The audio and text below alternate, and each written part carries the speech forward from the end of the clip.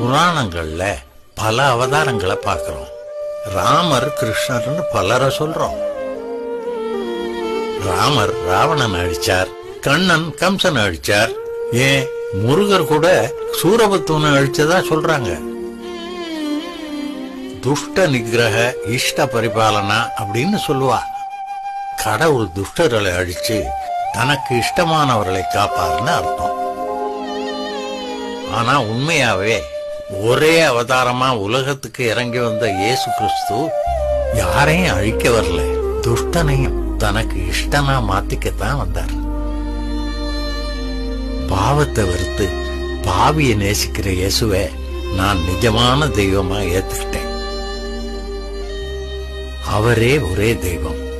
அவரை சொந்த ரட்சகரா ஏத்துக்கிட்டவாதான் முக்தி அடைய முடியும், அதாவது மோட்சத்துக்கு போக முடியும்.